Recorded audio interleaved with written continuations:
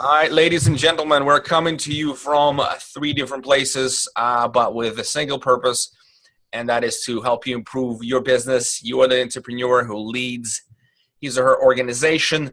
We are the three who do the same every day, and we just try to get better little by little. And I have here with me my co-host, Steve Rozenberg. Steve, how are you? I'm good. How you doing, Alex? Good, good. Looks like you're in the radio studio. Yeah, I just finished another show, so I'm kind of double dipping here in the studio. All right, so let's hope he's got the energy. It looks like he's got the energy. Also have my friend, business partner, and just all around great guy. Good guy, Mr. Jordan Muela. How are you? I am here and I'm ready to bring the fire, Alex. Yeah, we couldn't really get to a lot of things last episode, like 1 hour with dissecting the business is just ridiculously not enough, right? We got a 4-part series. Yeah, we basically scratched the surface a little bit, dusted off Jordan a little bit, but he's got a lot to give. So we thought we'll bring him again to do the giving. You ready, Jordan? Let's hit it. All right. So yeah, we're talking pre-show. We're talking about potentially bringing someone from the EOS, which is Entrepreneur Operating System. Correct. And Steve knows a lot about it. Steve, do you you deploy that in your company, right? And just tell us a little bit about that experience and how long you had it for. Yeah, so it's there's multiple parts to the EOS, and we've been using it we're coming up just on about a year that we've actually full blown implemented it. And to where we do the weekly meetings, we do the off-site meetings to get you towards there's all the goals, the 3-year, 5-year, 10-year, but the main thing at the end of the year, like let's say November-ish, December timeframe, you do the 2-day off-site, and you do it away from the office. You bring your leadership team, and those are the people that are actually involved in the strategy session for the 1 year. And basically, you're taking those and you're breaking them up into 90-day increments. The reason you break them up into 90-day increments is they've proven that your brain actually works best in 90-day cycles. Anything more or less, it's not as effective. If it's less than 90 days, it's too soon. If it's more than 90 days, it's not as effective. So that's why actually, believe it or not, they have 4 quarters in a year. Those are 90 days. Coincidence or not. So you basically take your 1-year goals, and they're broken up into 90-day increments, and those are what you focus on for the quarter. And those goals, now what we do is we have, I think, 6 or 7 people on our leadership team, and the leadership team, we meet every Tuesday at 7 a.m. before the office opens. We're all there, present in person at the leadership meeting, and we go over what our quarterly goals were. Or are. And the first half of the meeting is the first couple minutes of the meeting per the book is we have our session of company scorecard. It's basically a health check of the company. There are parameters that we want to know, are we on base or off base? And we've set up these parameters. We've also set them up to be conditional, meaning red or green. And all we're looking at is red or green. We don't care. If it's green, we don't need to talk about it. If it's red and it's red for 2 weeks in a row, that becomes an issue that goes on the issues list that we have to discuss, okay? Now, we have our quarterly projects. They call them quarterly rocks, and the rocks are things that we have to accomplish per our department or our role, I should say. And now you could have people in your department doing some of these things, but you're accountable for them. It's on you. So you, Alex, you could have someone, let's say, in the sales team doing stuff, but if you take that role yourself, you're the one that has to answer for it. So when you're going through the meeting, all you want to know is on track or off track. So if you're on track, meaning it's going to be completed by the end of the quarter, that's on track. If it's off track, it is not going to be completed. If you're off track 2 weeks in a row, it goes to the issues list. Maybe you have too many things. Now, they say you only want to have 3 to 5 tasks per person. So you don't want to bombard yourself with too many. You got to keep them simple, and you got to keep them on track. And it really helps you identify where challenges are. And the bigger your leadership team, the more things you can get done, because you're multiplying them out 3 to 5 per team member. So it really does help. And the one thing it does is what we've noticed is we're able to address like all emotions are at the side, right? Emotions don't come into that room. You're here to fix shit, and you're here to get things done, and you're here to make things happen, and you're here to address issues. And if there's an issue with another team member, if there's an issue with an employee, if there's an issue, it goes on the list. And everyone as a leadership team unemotionally will discuss it. And sometimes you're up on that list, and you're like, why am I up on that list? And then somebody has to, and you got to work through it. Maybe I'm taxing too many of the employees. I'm doing too much, or whatever the role is, it's doing something, but it makes us all work in unison towards the goal of what we're trying to accomplish. So the other thing, I'm actually rereading. Pete and I have reread these books many, many times. The second part of the book, there's another one called Rocket Fuel. Have you guys heard of this one? Yes. So you guys should read it because you guys remind me of them. Pete and I, every good business, every good system has an integrator and a visionary. So the integrator is the one who basically gets shit done. The visionary is who thinks of it all. So the visionary is out there like me, out there in la la land, coming up with these great ideas. I bring them back to the integrator, and he goes, you know what? 9 of those ideas suck, but one of them's the moneymaker. Let me figure out which one that one is, and let me implement it and run with it. So every good team, it's like a yin and yang, right? Every good team that is successful, whether it was Ford, whether it was McDonald's, they all had a visionary and integrator out there. And you guys maybe have those in your teams as well. And you guys each have it in your own dynamic. I can tell just by our conversations. It's very interesting. And if you don't have one in your team, like let's say at PM Grow and you're talking to people, if they don't have one of those people, it's like a one-legged stool. It's never going to stand. They're not going to be successful without a visionary and integrator. So those things I could see as being very helpful for people that come to PM Grow to learn that as well. And this is why a lot of people hire implementers, right? So did you guys bring in a third party?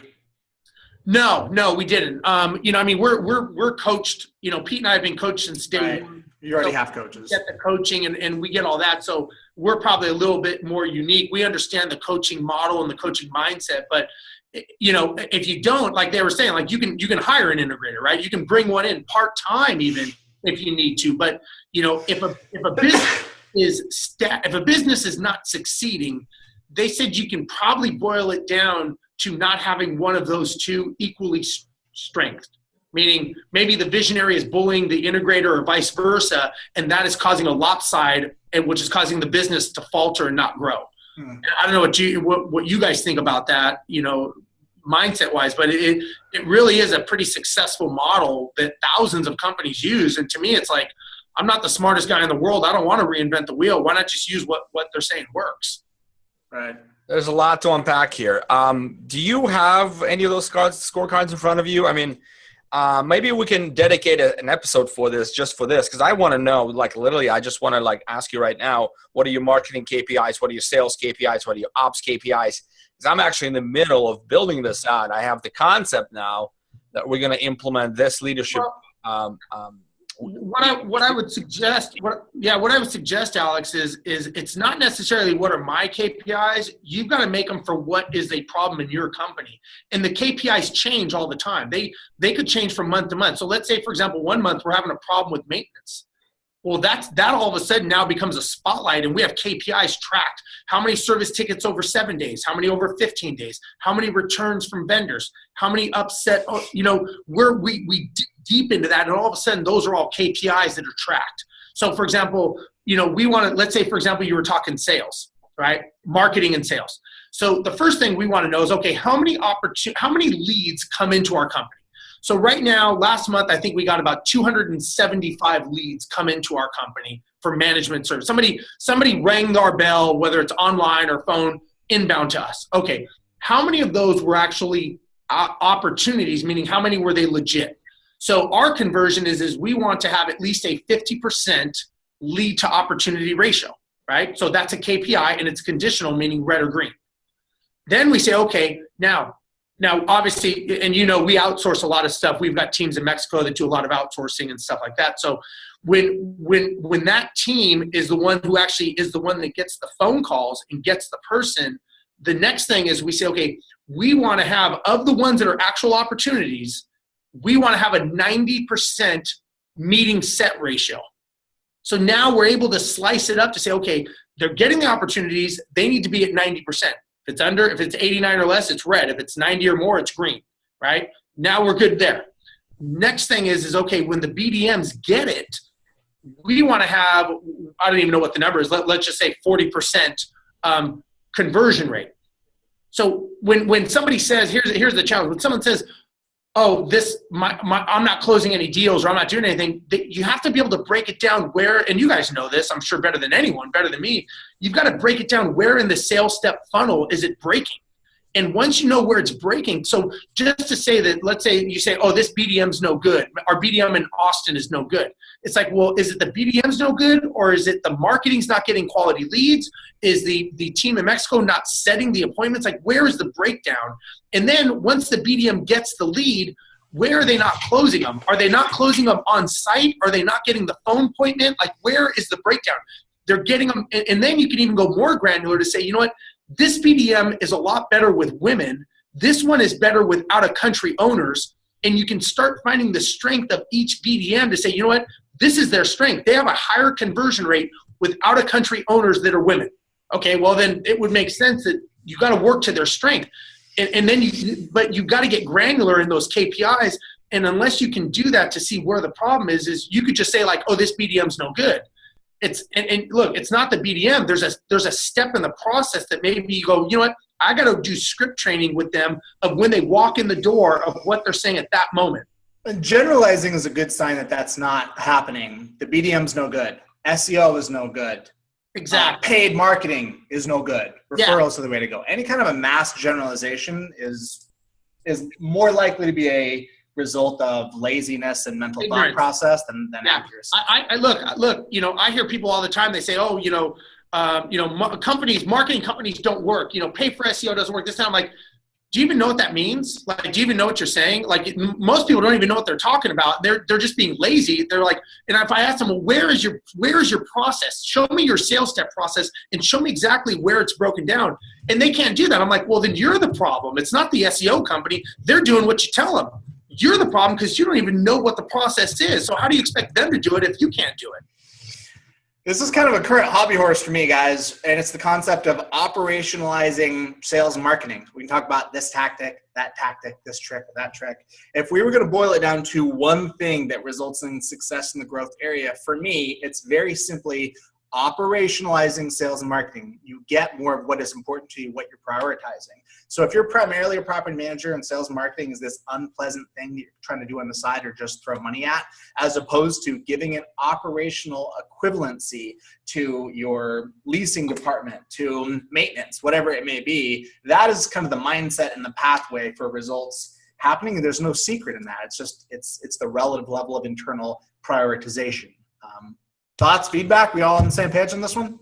Well, so one thing that I've learned in my days in Appfolio is you can say whatever you want about the company, but they're immensely successful, right? You see that, right? Company going public, being a software provider for a small, tiny, little dinky industry back in the day, right?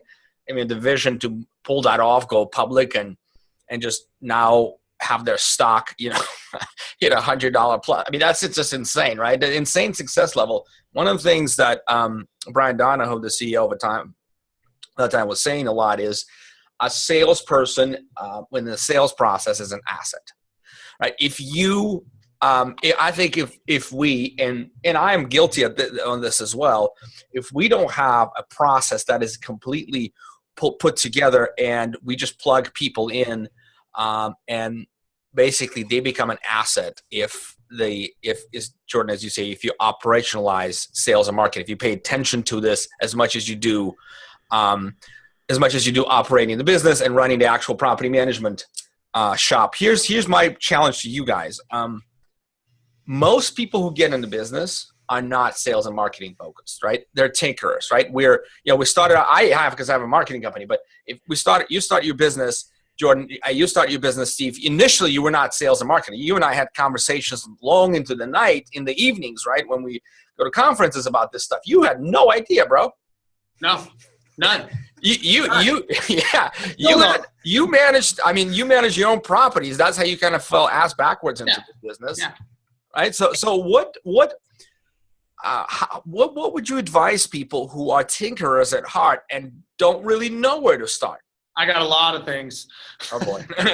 Well, and the reason I think I think I'm pretty vocal about this is because I had to learn this on my own. I didn't, I mean, when I say on my own, I had to come to people like you and talk to you and have these conversations where I said, I'm trying to understand this. And a lot of people, I think the challenge, there's a couple things. Number one, I think people come into this industry as operators because they want to do better than the person that they worked for. So they push their boss away, they put up their shingle, and they say, I'm gonna be a property manager because my old boss was a moron. I can manage properties better. But the reality is look, let's take the McDonald's example. We could all probably make a better hamburger than McDonald's. Right. But if we put our burger stand next to McDonald's, we would go out of business within a couple days. Why? Because they're a better marketer. It's not a better product. Product doesn't mean anything. So a couple things I think some of the biggest property managers have, the biggest challenge they have, and I've spoken on this on stage many, many times, is that they do not put equal weight into sales and marketing. And a couple things I'll talk. First of all, sales and marketing are two different people. They are not the same person. A marketing person is different than a salesperson. Different disc profiles, different personalities, different job roles. Mm-hmm. Marketing makes the phone ring. Sales is the one who answers it, and they're the ones who close the deal. Now, with that being said, when you are doing marketing, you are investing money in marketing. It's not an expense. You're not throwing money at it. You are investing money in marketing to get a return. So when people say they want more doors, well, I would ask, my first question to them is, what's your average cost per strategy? I don't know. What's your acquisition cost per strategy? What's your acquisition cost per lead? They don't know that. It goes back to definitions of them not understanding definitions of what things are. So they don't even know the basics because they don't take the time to learn the basics. So them getting a different result, they need to educate themselves at first. They don't think of it as an investment. They don't train. They don't script and role play. And I hear people, I tell people all the time, I'll say, who here uses scripts when they talk? And they'll say, people go, that's cheesy. I don't like it. I say, really? Okay, well, let me ask you this. Is a song a script? You do it once. They never change the song ever again. It's the same song that's played over and over and over again for years and years and years, and you get paid for it. That is a script. When Michael Jordan would rush the ball and he'd go to lay it up, that was a script. Right? When Tiger Woods goes up to the tee box, they do the exact same thing every time. Those are scripts. The reason people are horrible when they say the word script is they don't own it. And so when people say I'm bad at sales, my first question is, well, how often do you practice? Do you practice every day? No, I never practice. Well, no wonder why you suck at it. Do it 500 times and then tell me. If you do it 500 times and you're still bad, you need to get out of the business, right? Here's sorry to interject, and Jordan, feel free to jump in.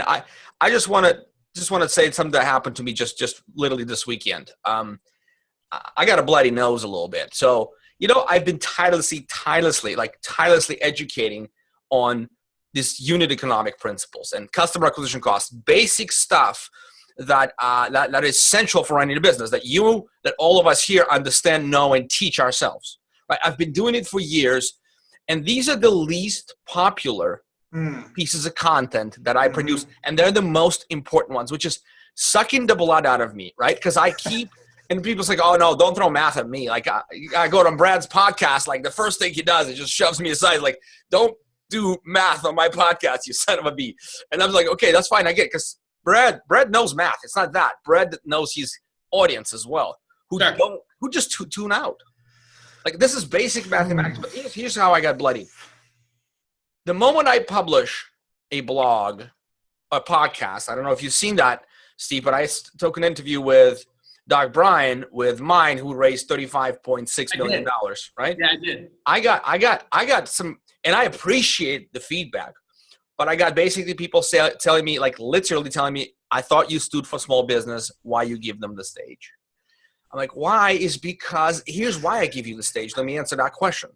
Is because I've been tirelessly educating and asking and begging you to understand what your metrics are before you call me and say, Alex, the leads are not coming in. What leads are not coming in? Like, I can show you but we're not closing anything. Then we're not closing, right? That's just, to me, this is This is devastating. You're shooting yourself in the foot. You're not, there's no, right. All right. So anyway, let's take a step back. Before I start putting all this blame on small business owners, I understand them. I get it 100%. But sometimes they need to understand that if they don't get up and do it, somebody else will come in and do it for them. Absolutely, man. Yeah, go ahead. You look like that's when I dropped the mic. This is a good one, guys. I've been thinking about this weekend. In what other context would this be the case? If we were in the basketball industry, if we were all coaches and somebody wanted to bring in Kobe and LeBron, can you fathom the amateur league players being like, hey, why are you bringing in the professionals to speak? That's bogus. What the amateur, as if that's like a goal is to stay static at that place. The underlying premise is that it's bogus, Alex. The $35 million, it's bogus. It can't be possible. It's not possible that outside capital is going to be able to come into this industry and actually drive change. That is the underlying premise that legitimizes the pushback. And at the end of the day, raising $35 million is not easy. I'm not saying that management company, please. I'm not saying that company is going to be successful, but can we at least acknowledge that there is some achievement associated with getting people to give you $35 million to do anything, let alone to build a residential property management company? Well, I think the challenge with people saying that, what they said to you, Alex, is that's their own self-doubt creeping in, and they're kind of saying, you're basically bringing to light their inadequacies, I think, and their inability to be business owners. There's a difference between an operator and a business owner. It's like there's a difference between a landlord and an investor. Right. It's a mindset difference. They have a mindset challenge, and so they're kind of pushing back on the fact that you're making them feel uncomfortable in an uncomfort zone. And I think that's what happens to them is they're in that uncomfortable zone. But I do it for love. Like your dad will slap you and don't hit the kids. My dad didn't hit me very much, but you know what? When I was a little monkey running around too much, I'd get slapped a little bit. That's what happened. My grandma, that's what happens. This is kind of that. The reality is if you're not doing it, you know who's going to do it? The person who puts them out of business. And then it's too late. Like you're doing it as a preemptive strike. You're helping them. When they go out of business, and here's a perfect example, just a mindset shift issue. So I was in Australia last week, and I was speaking in Melbourne, and I was talking to a bunch of business owners, and we started talking about outsourcing. And I had these people that you would have thought that I peed on their desk, basically, that they were so upset that we were talking about outsourcing. And they were telling me how great they were. And they were telling me why they're so good and why people should use them and this and that. And then I started asking them after their emotions subsided. I said, let me ask you this. I said, what do you think your operating expenses are? And they said, well, we don't know. And I said, well, what do you think they should be? They don't know. And I said, well, in theory, I said, I'm not going into this, but I said, in theory, you want to be at about 33% on a good average for what your employee expenses should be. I said, what do you think yours are? And the property manager, who is the operator, didn't know. The boss said, we're about 65%. I said, so let me ask you this. As an owner, I said, if I can come in and I can have my operating expenses down into the 30 to 40 percentile mark, don't you just think it's a matter of time until I put you out of business? Because I can outprice you. I said, so your mindset that you are better because you are an operator and you need to be the one that fills out an application and you need to be the one that fills out the lease agreement. I said, those are the things that you have a mindset issue that you are thinking the wrong way. And the industry in the last 5 years has changed. The world has changed. And if you think you can insulate yourself by not going with the flow, just like CRMs, right? Jordan, I'm sure your CRM system has evolved to what it was 5 years ago. Still needs 2 more. Exactly. And so it's, again, people to think that I talk to people and they go, yeah, I don't do social media. I'm like, that could be the dumbest thing I've ever heard. That's like taking your open sign and turning it off. Like, why wouldn't you be online? Like, you have to go with what the industry is doing because it's not the old days where, and one of the conversations I had with them, I said, you guys think that because you're a operator and you started your business as an operator that people want to talk to you. They want to have a conversation with you. The reality is they want their problem solved nowadays. Right. They want it done quick and they want it done now. They don't really care who they're talking to. This shift has changed how we operate. And if you're not up on the way times are changing, someone will come in and take you out of business. I mean, I don't know what you guys think. Nobody is debating what the consumer wants. There is no debate about the fact that if the consumer could have an app where you press a button and your property is professionally managed, that is what the consumer would be getting. Absolutely. The question is it possible? And building the future of your business around saying, well, change isn't possible. That's not possible. That is a risky, pessimistic proposition. You will go out of business with that mindset, in my opinion. Well, certainly, right? Certainly, disruption is already here, right? It's not coming, right? It's not coming. Right. It's not coming. It's here. And so I think, I think even if my mission to me is still very clear, and I'm surprised, but I'm also not surprised that I'm getting this kind of feedback from folks who are listeners. And by the way, I do appreciate them, but at the end of the day, I want to make them realize this, but they need a little bit of a shock, right? Because it's so comfortable, bro. When you make 20% bottom line and you take and your hand is deep in a cookie jar and you just take everything out of that business every day and your lifestyle and all that, I respect that. I appreciate that. That's fine. But if you don't give your business the oxygen it needs to thrive, right, it will die. Right? It will die, and it will die, unfortunately, probably sooner than later from the looks of it. I think the assumption is that just because they started a management company that they are good business people. Oh, right. We're assuming that, right? I mean, I'm not putting anyone down, but the reality is look, a lot of people go out of business because it's such a low barrier to entry. You don't even need an office nowadays, right? You can do it online, right? So because of the low barrier to entry, it's easy to get in, but it's easier to fail. And so, when all of a sudden they hear about like, hey, this is legit. There's people coming in. They go, oh, you're not with me. You're like, again, the Kobe Bryants and Michael Jordans. What are they doing here? Like, who invited those guys? But the thing is you can't stop them from coming. I mean, this is commerce. And I think the fact that property management has it, look, in the last 3, 4, 5 years, there's some big eyeballs being put on property management. I know I've had several conversations with some pretty large people that are putting eyeballs on this industry. So you can't keep it like a secret. Like I think it's almost like, Alex, I think they're kind of thinking like, how dare you? Like, we have this good thing going, and Alex, you're bringing people into our little club. Yeah, you're giving them a stage. You're giving them a stage. This is what this is what the comment was. You're giving them a stage, and I get it 100%, but there's a reason why I do it, and I will be the father that you need to be. You need to have in your life in order to survive and thrive. I will be that father. You'll beat me with a stick if you have to, but I will bring it, and I will stay true to my purpose. Now let's shift gears. I don't know if you have another point to make. I had one last one, and then I'll be done. I want to go to 3 things after you make your point. Perfect. So twofold. On the downside, nobody will ever get rid of the guy that's managing 100 doors profitably and having a good life. Those small players will always eke along. So I'm not predicting the death of that. On the flip.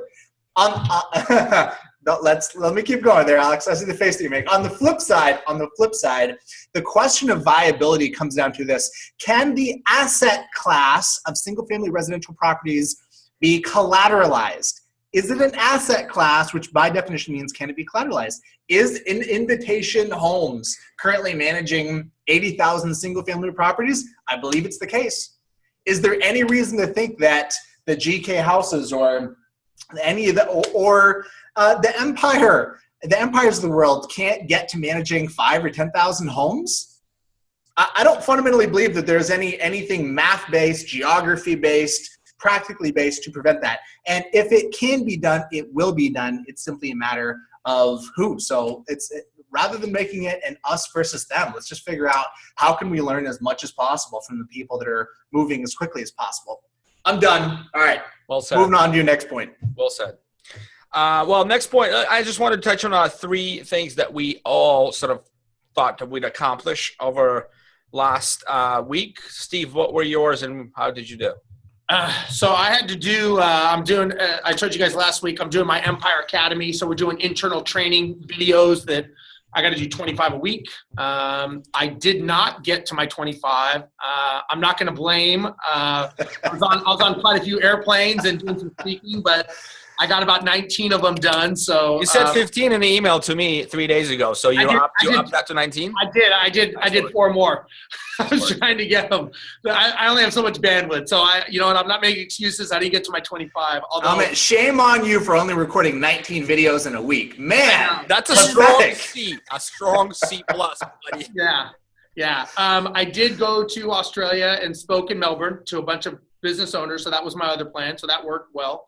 And by the way, those videos were done in the hotel room in Australia at 4 a.m. because I couldn't sleep. Nice. And the final thing I had to do was work on our expansion model for our business. So we're looking to expand into multiple cities. So I'm doing some laying the groundwork for a lot of stuff I need to do. And I'm just reaching out and talking to a lot of people that have done it, getting my footing of, get my ducks in a row, I guess you could say. So I did do that. I actually did reach out to a guy, had a great conversation with him, and he was so helpful. So that was nice. Very cool. Excellent. Jordan, how did you do? All right, my number one was to launch PMGrow. It is now live. If you're listening to this, go to pmgrow.com. Check out the website. PMGrowSummit.com. We got to know your own website. Right? PMGrowSummit.com. Good call. Austin, April 2019. That is now live. Ticket sales are going pretty briskly, actually. Number two was to review the operating agreement between me and my business partner. Did that. Had a long, lengthy 4-hour review call. Went well. Point number 3 was to hire an executive assistant. I made progress, but I didn't get all the way to the finish line. Talked to some references, have an outstanding background check doc that has not come in yet. So I did make some progress, but I did not take that one all the way home. Oh, you're taking that seriously. Nice work. So the last one. So I think myself, just quickly, I had established leadership team KPIs, sent it out in a sort of a all-encompassing email to the leadership team, and we're going to dissect them this week on our leadership meeting. And so I've done that part, but it's only like we're MVPing, right? This is minimal viable product. We're going to iterate massively from there on. But right now we have 2 or 3 KPIs for each leader in the company. PMGrow, I think we should just, all right, I don't think we have that many people listening right now anyway, so we just say PMGrow was like a blowout launch. I mean, I did not expect it. All we have is 2018 information there, last year's stuff, and people basically, I'm very humble, but people take us on brand and on promise and on trust, right? We sold 43 tickets. My prediction was 12 tickets, and Jordan said 15. That was our goal, right? That's awesome, man. Good for you. We sold 43. I mean, that's amazing, and we will be damn sure to deliver groundbreaking outcomes for those people who took the risk on us. So thank you if you're listening. But I was successful. And the last thing I've done is the last thing I haven't done is I didn't really check into debt financing at all, so I'm carrying it over this week. Yeah, I missed that third completely. So we're all 2 out of 3. Essentially 2 out of 3, but I carry over to this week. Do you guys want to do quickly set it for next week? 3. I like the accountability, Steve. Yeah. Quickly, so we don't need to. Well, I've got a big meeting with my partner, my business partner Pete. We're going to be going over refocusing on the vision of our roles, accountability as part of the EOS. But he and I, we just need to kind of refocus on what the vision is, where we're going, because I have a tendency to, as time goes on, I kind of unravel, meaning not as tight, and he gets more tight. We're the yin and yang, right? He digs deep into details. I kind of go all over the place. So he reels me in and I reel him out, basically. Nice. So we're having a meeting this week to go over that. Spend about half a day, he and I. I've got my 25 videos that I have to do, and I've got some other stuff. You go ahead and do yours. I gotta look up my schedule and see what I have going on. So you talk yours while I'm looking. Jordan, you have your 3? Writing about right now, I have my number 1 is to take it all the way home with the executive assistant, get them locked and loaded, hired, just finish that process. My number 2 is to meet with the NARPM committee to review the first draft of the NARPM accounting standard. That meeting is actually happening later today, and there will be some recap from that. And then my number three, well, Alex, you do your first two. All right, that's fine. That's fine. You guys, I was just prepared to see. I already wrote them out. So all right, that's how I roll. Finalize, number one is finalize contracts for my guaranteed plans. We have been selling them, sending them in, but along with the business assessment.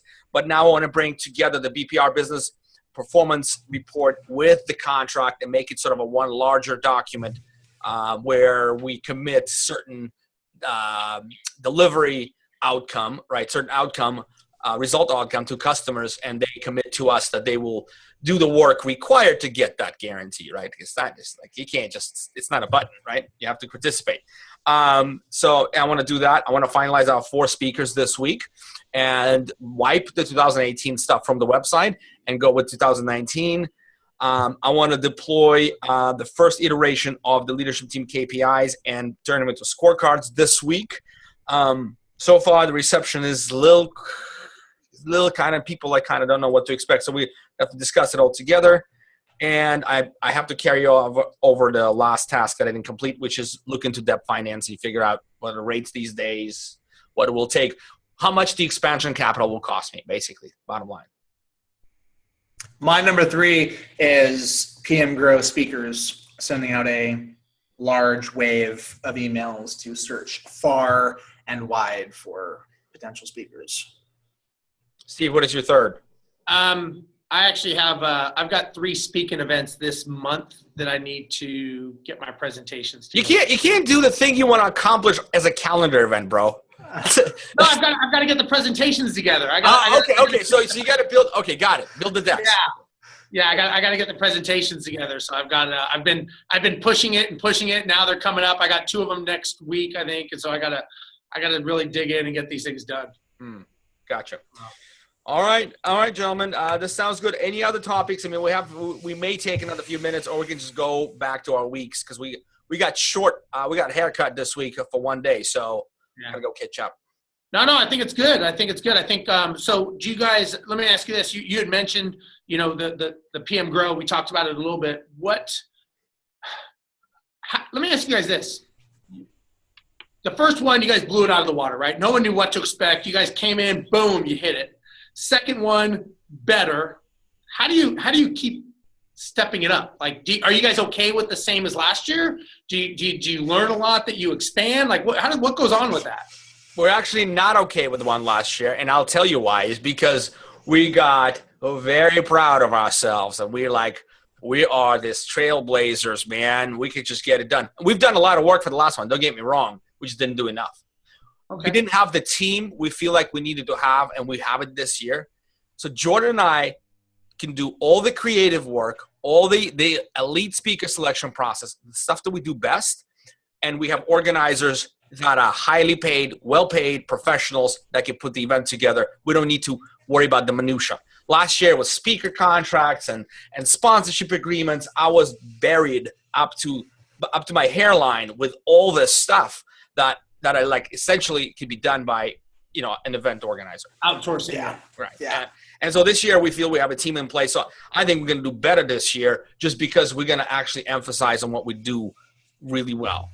So you think that by basically delegating and outsourcing, you guys are going to be able to be more focused and be able to deliver what you wanted, your deliverables? Is that what you're thinking? Strategically delegating and outsourcing the things that are not a unique contribution for Alex and I. Alex and I are uniquely qualified, for example, to have a really rigorous speaker selection process, to look far and wide, get a ton of names, do a ton of outreach, scrub, make sure the person's really committed. I mean, the speaker thing, just to go off on one point, there's so many pitfalls, right? You reach out to somebody, they look great, they are a qualified domain expert, the content is relevant, and you bring them out, and lo and behold, it just wasn't. The energy level is not there, right? The energy level wasn't there. It wasn't a fit. They didn't tailor it specifically enough to our industry. I mean, yeah. Gotcha. So I'm guessing I didn't go last year, but I'm guessing there were some lessons learned. It sounds like that you guys are taking to heart and that you've kind of retooling some things. That would be fair to say. That would be fair. So we definitely had some setbacks from the fact that women were not equally represented, or pretty much represented very little, to be honest with you, as a speaker and as a contingent of founders and entrepreneurs in the property management space. Women are about, 40%, 50%, some people say, but they're not as represented throughout these events and education and driving change and innovation and stuff. And we definitely want to dig deeper and find high quality women speakers that because they're not. Is that because they're not as many speakers? I mean, obviously they're just as talented as male. I get that, but do you think it's because there's just not as many of them out there to find, or what do you? I think there's two reasons, and Jordan had a really good point. I mean, him and I know a lot of women entrepreneurs like that I communicate with weekly, but they don't want to speak.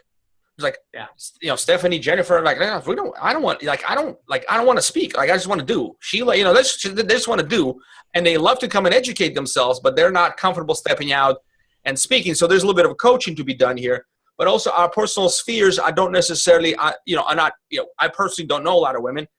I just, I hang out with, other business founders, sure. And the males seem to be a lot more vocal, tooting their own horn, talking about what they're doing, how great it is, and how you should do the same thing Steve, as me. You're humble, but most of my male friends, are not. Well, let me ask you guys this. So, like, let's, and I'm just asking. I'm curious. So the PM Grow, right? PM Grow Summit. Yeah. What's the premise and the concept behind it? Is it for the property management operator to grow? Is it a marketing grow? Like, what is the grow part of it? The grow is really just an emphasis on sales and marketing and just elevating the mindset of the industry to get out, to take the property manager hat off, to put the entrepreneur hat on, and to talk about the activities that lead to the outcomes that have the greatest financial impact on the business. And at the end of the day, my belief, Alex, no, you're on the same page. Sales and marketing represents one of the single biggest financial contributions to your business if you can get it right and you can really harness that piece of the business. Well, yeah, the thing is when you talk to accountants and this and that, they want to cut the marketing budget and this and that, but it's like that's the only thing that produces income for the company. And right. And something else, a sidebar, something, and I don't know if we talked about this last week, but we had the discussion in our meetings of saying, why are we only counting doors? Why aren't we counting revenue?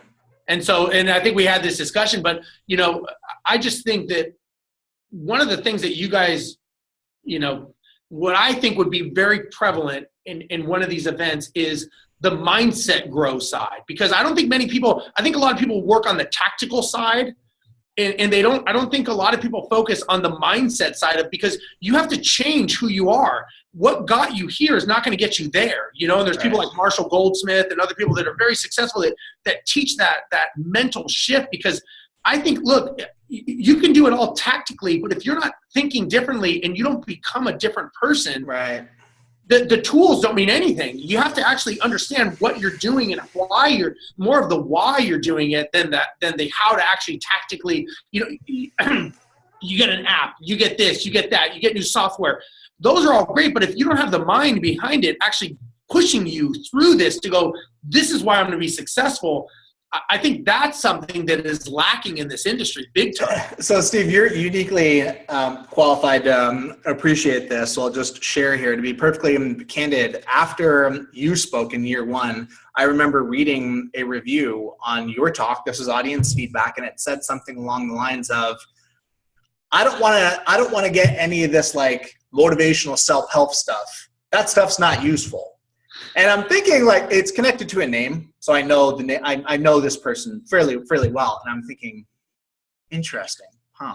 That's not useful. That's not helpful, huh? Yeah. Hey, at the end of the day, if you're producing the kind of results that Steve is, then maybe disregard. Maybe it's useless. But if you're not, and you're inherently suspicious of anything self-help, like I've been there. The journey that you're talking about is painful. That change and that transformation, there is pain in becoming a new person. Death is a part of rebirth. Alex, I know you can relate to that as well. So I get the resistance, but yeah, we're totally with you. It's a balance between putting it forward in such a way that is palatable to the folks that have not been exposed to it before. Well, and my thing is when I talk to people, when I'm up on stage talking, I came from an airline pilot. I never wanted to be in real estate. I never wanted to be a speaker. I'm an airline pilot, and 9/11 changed my life and it changed my trajectory forever. And so I tell people, I'm like, they don't teach you how to speak on stage in front of 1,000 people in airline pilot school, right? They don't teach you finances. They don't teach you these things. I had to mentally go through a mental metamorphosis. I had to change who I am to become someone different. I had to become an entrepreneur. I had to become a speaker. I had to understand mindset shifts. So I understand what people are saying, but the thing is until it's ripped away from you and you don't have a choice, and that's the thing. It's like I tell people, I didn't want to do all this stuff. I was kind of forced into this role. And until you're on that side of the fence, when you're going, fuck, what am I going to do? Like, I've never been able to do something like this, but I have no choice. I have to do this.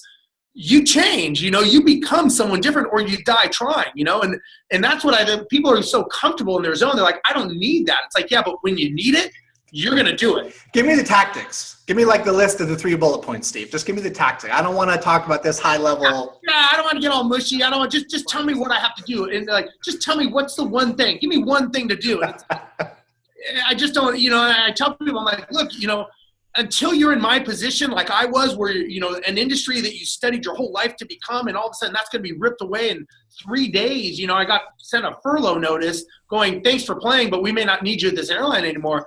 Until you're on that side of it going, man, I got to do something different. That's the whole thing that I think people need to learn about. And they, I don't know. Let's leave it on this note. Let's all just say, look, the mines, the home rivers, the renters warehouses, this is where the next era, they're coming, they're here to stay. My job and my goal is to bring that era about with tremendous success for the small business, for the entrepreneur who wants to win. Look, there's a lot of properties out there to be managed professionally. These guys will help us, actually will help everyone, because they will make a good name, hopefully, right? They'll make a better name for property management. And now it's not going to be, should I hire one or should I not? Should I hire Steve versus, hiring John, versus hiring, somebody like mine or larger enterprise. And so the small guy can always win, because the service, there's a lot of let's just get in the winning mindset. That's the theme of this week. Let's get in the winning mindset. I like it.